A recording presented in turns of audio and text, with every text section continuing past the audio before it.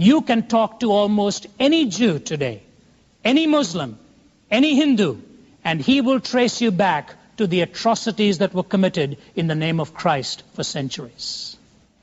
That is the umbrella under which you and I have to live. And that is the tragedy. Because in the Middle Eastern and the Eastern world, history never dies.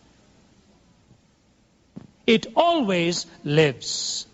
Mahatma Gandhi was asked what he thought of Christianity. He said, I like their Christ, I don't like their Christian, because when I think of the Christian, he said, I think of the Christian with a mug of beer in one hand and a chunk of beef in the other hand.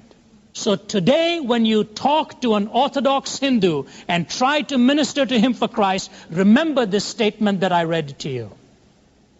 Because it brings with it an unfair perception. But that is the perception. Any prejudice will distort your perception.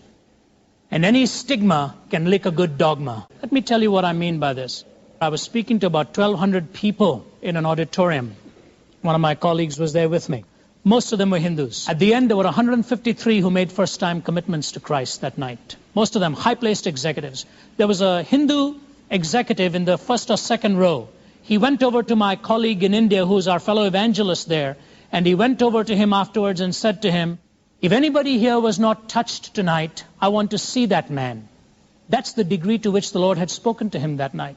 But then he went over to his subordinate who had invited him to the meetings.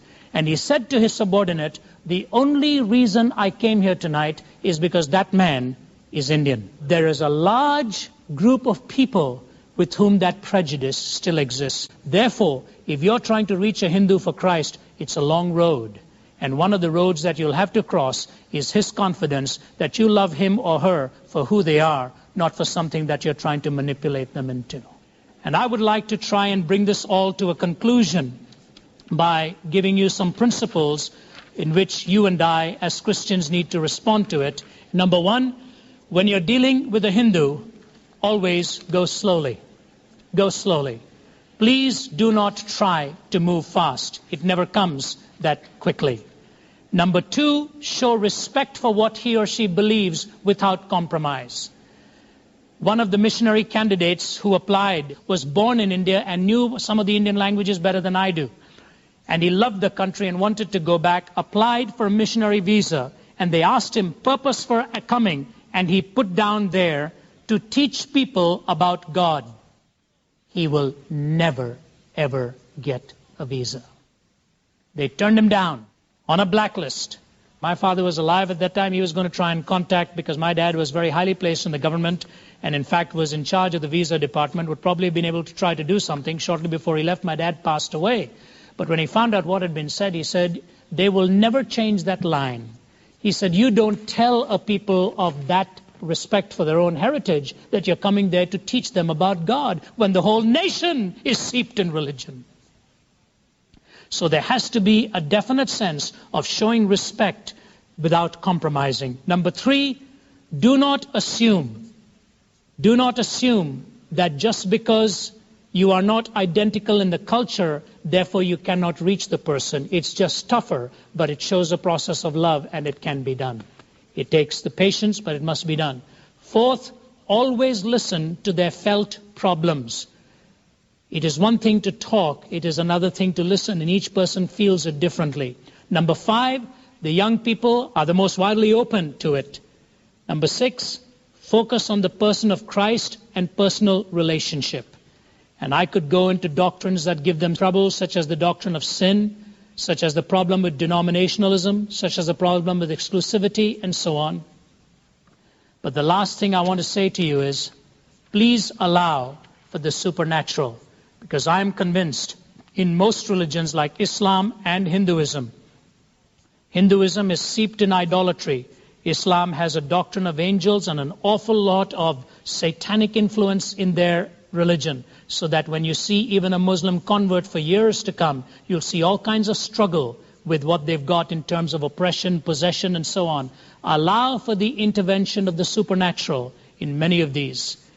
And lastly, I say, be careful after the point of commitment to try to deluge them with too much too soon. If you look at 2 Kings 5, when Naaman believed in Yahweh, and Naaman the Syrian, and he looked at Elisha and he said, I want to ask you a question. When I go back and my master asks me, when he leans on me to bow down before his own God of Rimmon, even though I will not be bowing down because he leans on me, my body half bends involuntarily. Is it all right for me to be there in the temple of Rimmon while my master is leaning on me? Elisha doesn't even answer the question directly. He just says to him, you go on, go in peace. And I think it is because Elisha felt Naaman would come to his own conviction and his own answer in the right time. You couldn't prescribe it with a sense of immediacy and send him on. My uncle is a Hindu, and I think this is an interesting story for you to hear. In his car, all kinds of idols on the dashboard. I have known him for about 10 years. Every time he came to listen to me preach, he would put his arm around me, almost like saying, I'm very proud of you. He said, wait a minute, I poured my heart out trying to tell you what this message is about in Christ. But the suctioning in goes on. It adds, never subtracts. So this uncle of mine would come for every meeting. And we were preaching. And on Sunday morning, after I finished preaching, I said to my wife, something has happened to Uncle Eddie. I said, he looks at me differently. He talks to me differently. And after I finished the message in the church to which he came, he took me to a friend of his in his wheelchair and said, son, will you pray for this friend of mine? I thought to myself, what does he want me to pray for a friend of his about? Where's he coming from? Next day he said, I'd like to have breakfast with you. So he and my aunt came. We were all at the table. And Sundar being from an immediate Hindu background. And Sundar was at the table and we were eating and he said, can you excuse us for a moment? And he told us he'd want to talk to him. Went and sat down for about 1 or maximum 2 minutes. And they came back. I thought to myself, wonder what happened in 2 minutes. So Sundar tells us afterwards, you know what he said to me? He sat down and said to me, I wanted to become a Christian some time ago, but I went to see a priest there, and the priest said to me, no, please don't become one. You are intended to remain in the religion in which you are born. You're intended to remain in the state in which you were born. So he says to Sundar, what do you think of that? The Lord gave Sundar wisdom. Sundar had just one question for him. He said, would you have felt the same way if you were poor? And he says to him, thank you, that answers my question. You can tell Prakash, who's our evangelist there, that I have become a Christian. I now want to get baptized. When I was there again, and my aunt said to me, son, how can I ever thank you for what you did for Uncle? I said, Auntie, did you hear what he said when he was getting baptized? He told the pastor before he got baptized, for all these years I kept saying, no man will ever convince me of Christianity. Let us take him at his word. No man did. I said, Auntie, the Spirit of God did. It happens. It happens in the strangest way of intervention. Why is it that it appeals to the Westerner? Listen here. This is a writer on Asian religions. The new Hinduism encourages a search within oneself to achieve harmony with the forces of change in the modern world. The inner search is attractive to many today. To fall into the flow of things, to get into touch with the process of growth, to sense a harmony with divine energy which works beneath the more visible forces of change in the world is an inviting alternative to struggling with moral choices. And then he says this, and it is especially appealing to those who are troubled by a sense of incompetence before the impersonal institutions which manipulate us. Caving into the pressures for conformity and going with the flow is far easier than finding good reasons to take a stand at some position of moral obligation. What this philosophy has done has given the Westerner the opportunity of having his cake and eating it too. Now he can say there are no moral absolutes. Now he can say there is no personal God.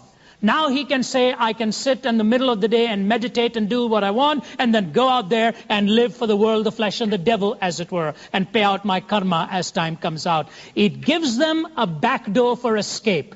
And that's why I say the New Age movement is nothing more than an attempt at mitigating the bankruptcy of secularism with the spurious glitter of Eastern mysticism. The message you heard today is available in its entirety on CD or cassette. Just ask for message number 147 entitled The Spurious Glitter of Pantheism.